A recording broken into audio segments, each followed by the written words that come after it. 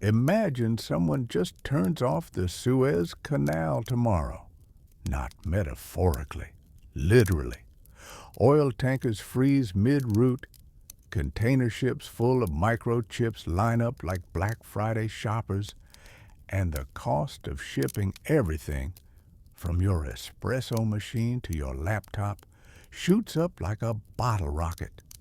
Every minute, $6 million worth of trade flows through this strip of desert. Every year, over $1 trillion. This narrow throat of geopolitics links the Mediterranean to the Red Sea like a lightning bolt between empires.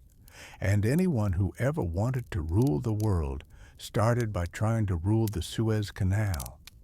Here, in the sands where pharaohs once dreamed of a sea passage, today's mega container ships quietly whisper, "Everything you call globalization flows through me."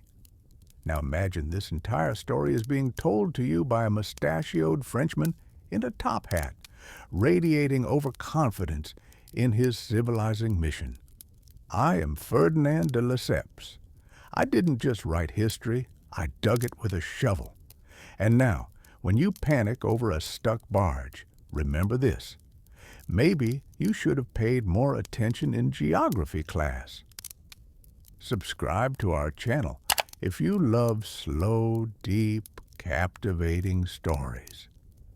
And tell us in the comments where you're listening from and what time it is for you. We're genuinely curious how far across the world this story travels.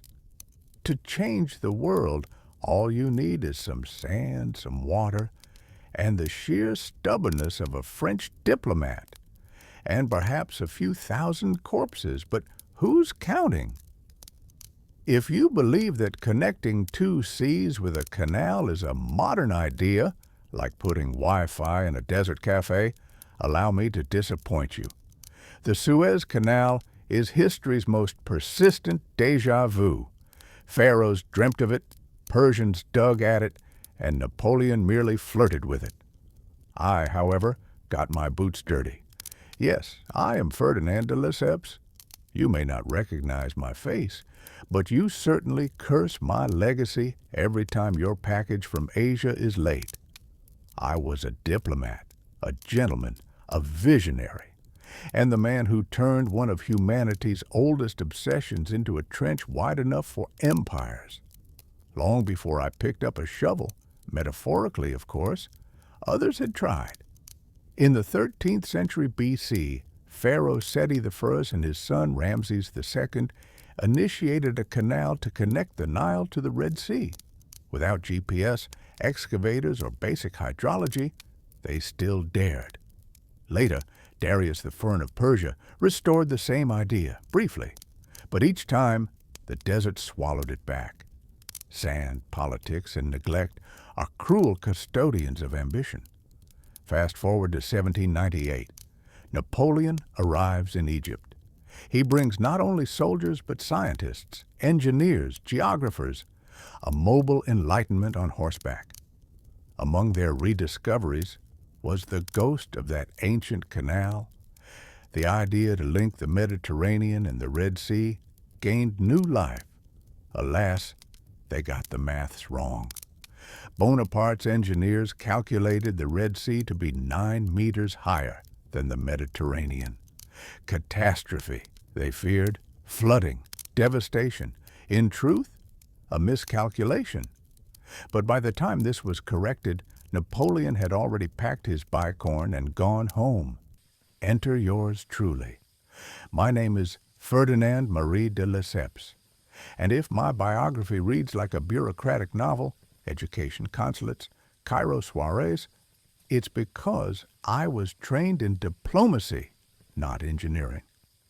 But in my soul burned a grander ambition. I saw empires being forged not with muskets, but with trade routes. I cultivated a friendship with Said Pasha, the modernizing viceroy of Egypt. Over thick cigars and Ottoman coffee, I slipped him an idea not unlike a forbidden love letter What if we were to dig the canal again, but this time properly? In 1854, I obtained a firman from the Ottoman Sultan, legally binding, splendidly stamped, and incomprehensible in 3 languages. With it, we founded the Compagnie Universelle du Canal Maritime de Suez. French capital, Egyptian soil, and sweat. Not mine, of course. Now, let us be frank. Building a 200-kilometer canal across desert sands without dynamite, bulldozers, or even reliable maps, that's not engineering. That's colonial theater. At the peak, we employed over 60,000 workers. Many were conscripts, some were coerced. Diseases like cholera and dysentery swept through the labor camps. Mortality rates soared. Some years, 1 in 10 never went home. We called it progress. History calls it something darker. But oh, what a spectacle we made of it. French engineers in pith helmets debated Voltaire while Egyptian peasants collapsed in the heat. I dubbed it a festival of civilization. To others, it resembled a business plan soaked in blood. Meanwhile, the British watched from their armchairs with increasing unease. You see, the canal would shorten the route from Europe to India, the jewel in Her Majesty's imperial crown. And here it was, being built by the French. It was, frankly, unacceptable. They stalled, they sulked, they sabotaged where they could. But ultimately, the British knew their way around power. If you can't kill a project, buy it later. And they would. Oh yes, they would. But first, glory. On 17th of November 1869, the Suez Canal officially opened. There were parades, ships, fireworks, and an imperial guest list that would make Versailles blush. Empress Eugénie herself sailed the inaugural passage. I stood on the shore like a modern Moses, not parting the sea, but sewing it back together. Newspapers across Europe hailed me as a hero of civilization. Egyptian families, still mourning their dead, used other words, but not in print. And yet, this triumph would not last. British fingers were already twitching over their checkbooks. The canal I had envisioned as a triumph of French ingenuity was about to become a cornerstone of British imperial strategy. But that, dear reader, is another chapter. The canal bears my name, but their fear lies in who might sail through it. Ferdinand de Lesseps, with just a trace of bitterness, imagine you build your dream palace. You lay its marble with love, carve your crest above the entrance, invite the world to admire it. And then someone else strolls in, buys the land out from under you and says, "Splendid work. We'll be taking over now. Do leave the keys by the fountain." That, in essence, is what Great Britain did to my Suez Canal. When it opened in 1869, the canal was the pride of France, a shimmering artery through the desert, linking continents and empires. But not all eyes admired. Some calculated. Egypt, under the lavish rule of Said Pasha and later Ismail Pasha, had borrowed heavily to finance not just the canal, but palaces, railways, opera houses, a grand modernization project with the wallet of a small nation and the taste of Versailles. By 1875, Egypt's debt had swollen to over $100 million sterling. Today, that's somewhere between $12 or $14 billion. And who comes knocking when debts drown the dreamer? Enter Benjamin Disraeli, Britain's Prime Minister, master of empire and the subtle art of financial conquest. In a stroke of strategic genius, and not a little opportunism, the British government bought Egypt's 44% share of the Suez Canal Company, quietly, swiftly, through the Rothschilds. For the tidy sum of $4 million, a cool $500 million in today's currency. With a pen and a banker, Britain had secured a stake in the world's most vital waterway. No invasion, no war, just paperwork and a telegram to the Admiralty. From that moment forward, the Suez Canal became the spinal cord of the British Empire.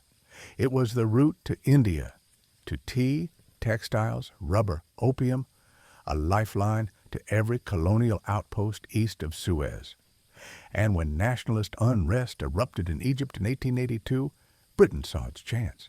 Citing stability and protection of the canal, Her Majesty's forces marched in. France grimaced. I, Ferdinand de Lesseps, bit my tongue. The canal, once a monument to romantic engineering, was now a cog in the imperial machine.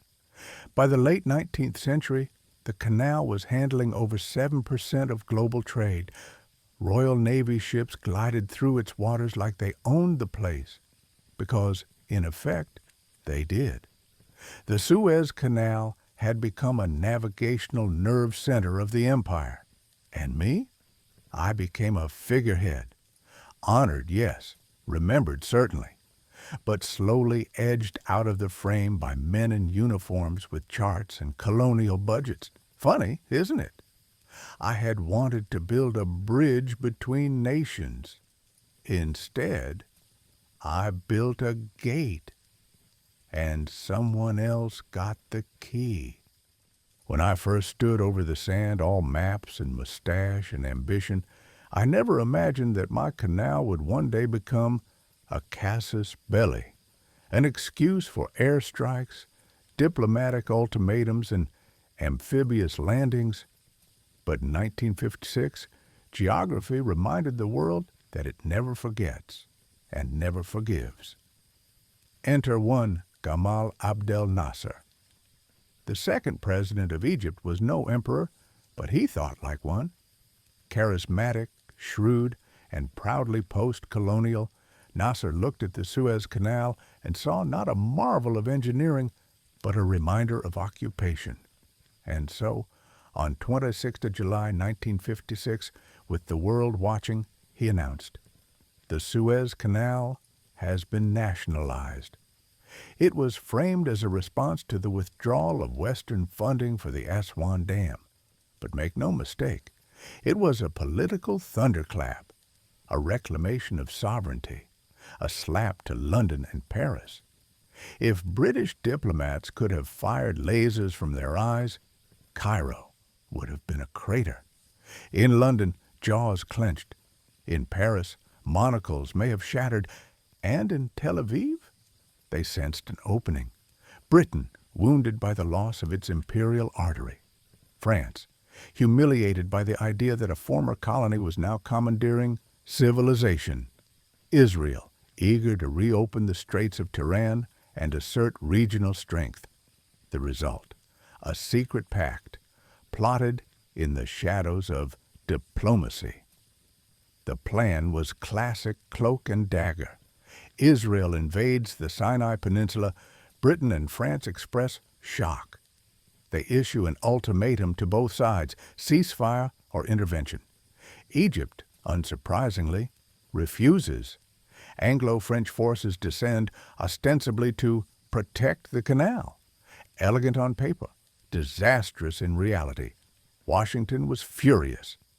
President Eisenhower wanted no part in an imperial encore. The United States, self-cast as the champion of decolonization, feared alienating the Arab world and driving it straight into Moscow's embrace. And the Soviets? Oh, they were delighted. They thundered from the podiums, declaring solidarity with Egypt and denouncing Western imperialism. Never mind their tanks rolling through Hungary at the exact same moment. Hypocrisy, after all, is best served with a flourish. The result? Under immense pressure from both the U.S. and USSR, Britain and France were forced to withdraw. Their military success had morphed into political humiliation. For Britain, The Suez Crisis marked the beginning of the end. The realization that it no longer ruled the waves, nor the narrative. France, too, saw its global mission shrink into something more nostalgic than strategic. Israel gained a few tactical lessons, but not lasting control. And Egypt? Nasser emerged a hero across the Arab world, a symbol of defiance, of sovereignty, of post-colonial pride. The canal remained stoic, unmoved, but its identity had changed. From that moment onward, the Suez Canal ceased to be a geographic shortcut. It became a geopolitical litmus test, an axis around which the post-imperial world would turn. Empires retreat, ideologies clash, economies shift, and through it all, the canal just waits. Ferdinand de Lesseps, observing the Cold War from a sand dune after 1956, the Suez Canal passed fully, at least on paper, into Egyptian hands. But no map, no flag, no triumphant speech could strip it of its geopolitical gravity. For the next 4 decades, the canal would remain less a waterway and more a barometer of tension, of ambition, of what the world dared not say out loud. The Cold War had arrived, and with it came a new kind of struggle, not over colonies, but over influence, ideology, and access. Egypt, now firmly under the rule of Nasser, positioned itself as the spearhead of Arab nationalism. Courted by both the Americans and Soviets, it danced a delicate diplomatic waltz. But the canal? It danced to no tune but its own. In 1967, war returned. The 6-day war between Israel and a coalition of Arab states resulted in Egypt closing the canal entirely, not temporarily, not symbolically. It remained shut for 8 full years, from 1967 to 1975. A canal without ships is like a theater without actors, or worse, without an audience. The irony? More than 100 ships were trapped inside, dubbed the Yellow Fleet, a ghost convoy stranded in the Great Bitter Lake, slowly gathering dust and barnacles as world politics refused to budge. It was a floating metaphor for global paralysis. But the canal's closure didn't make it less important. Quite the opposite. It reminded the world just how vital that passage was. Superpowers took note. The United States, relying increasingly on Persian Gulf oil, saw the canal as a fragile artery. The Soviet Union, courting Egypt and Syria, understood its strategic leverage. NATO quietly revised its maps. Shipping insurers recalculated their nightmares. By the 1970s, with President Sadat now leading Egypt, winds began to shift. Sadat expelled Soviet advisors, opened diplomatic lines with Washington, and in 1975, after the Yom Kippur War and a drawn-out disengagement process, the canal reopened. But this was no return to the past. The canal was no longer a colonial trophy. It was now a commodity. It entered the age of globalization with surprising elegance. Supertankers, container ships, and bulk carriers soon followed. Every year, the numbers climbed. Volume, tonnage, revenue. And Egypt? It began to monetize what had once been nationalized. Transit fees became a pillar of the Egyptian economy. Modernization projects expanded the channel. And quietly, Cairo learned a simple truth. Control is nice, but billing the world for passage, that's Empire 2.0. The Cold War may have thawed. The ideologies may have crumbled, but the canal remained invisible yet indispensable, not because it represented power, but because it enabled movement.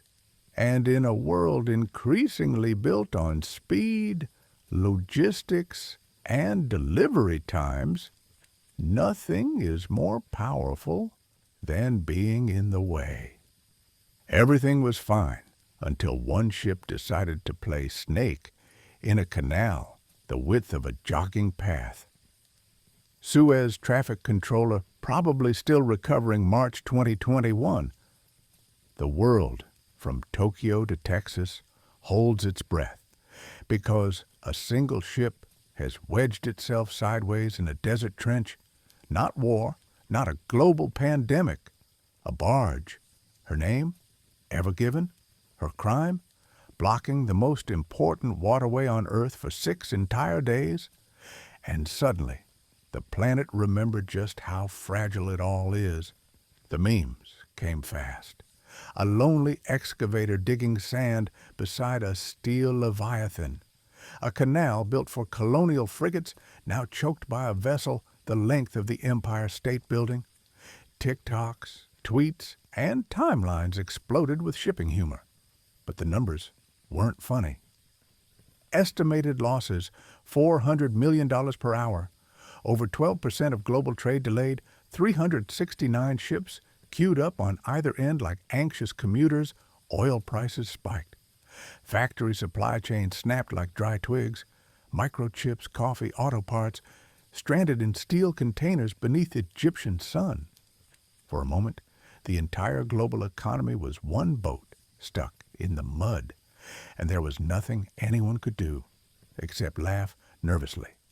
This was the age of mega container ships, of just-in-time logistics and razor-thin margins, of zero redundancy and one very angry captain. Ever Given became the world's most ironic traffic jam. But behind the comedy lay a chilling truth. We've built a world so efficient, so interconnected, so addicted to smooth flow, that one bad gust of wind can rattle Wall Street. And now the questions began. Should we build another Suez? Can the Arctic shipping route replace it? What happens when a choke point becomes a battleground? Because the next blockage might not be a ship. It might be war, or drones, or a targeted cyber attack. And then we're not talking about memes. We're talking about collapse. I once dug a canal to move goods. Now you're fighting over routes like they're thrones. Ferdinand de Lesseps, holding a GPS and mild existential dread. Once upon a time, geopolitics revolved around kings, borders, and flags. Now it revolves around lanes, shipping corridors, and latency rates. If you don't control the flow, you don't control the future. After the Ever Given debacle, the global economy blinked in disbelief. One canal, one ship, and suddenly the world was looking for alternatives. The Arctic emerged as the most seductive possibility, not because it's simple, but because the planet is warming. And as the ice retreats, opportunity advances. The Northern Sea Route, tracing Russia's northern coast, promises to shave a third off the shipping time between Asia and Europe. China, Russia, South Korea, they're already betting big. But every shortcut has its shadow. The Arctic is remote, unpredictable, militarized, and melting ice may unlock passage, but it also invites problems. New maps, new rivalries, new flashpoints. Meanwhile, China has been busy drawing its own global arteries. The Belt and Road Initiative, roads, rails, ports, a sprawling infrastructure project reshaping Eurasia. It's not waterborne, but it flows. And when goods roll overland through countries, geopolitics rides along. Because in the 21st century, you don't need to hold land. You only need to disrupt movement. Drones strike tankers in the Red Sea.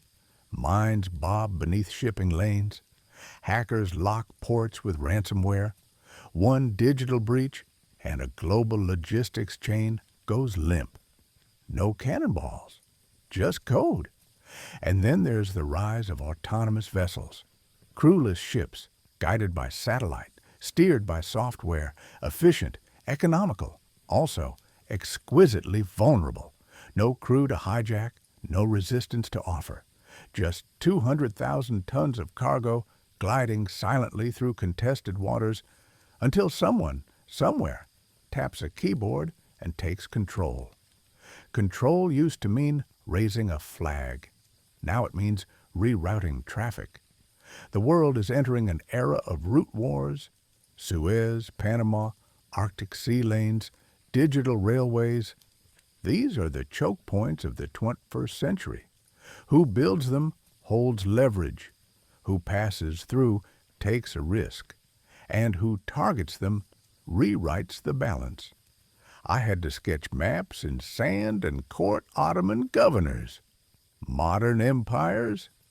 They upload firmware updates and call it strategy. I believed a canal would bring peace through trade, but perhaps all I did was carve a new form of leverage. Ferdinand de Lesseps, still watching ships and secrets float by. Imagine this. Tomorrow, the Suez Canal is shut down, not by accident, not by wind, but deliberately. A drone strike, a cyber attack, a mine in the channel, or simply a decision made behind closed doors. What happens? Oil prices skyrocket to $130, $150 per barrel. Global economic losses hit $912 billion per day. Freight delays ripple across every continent.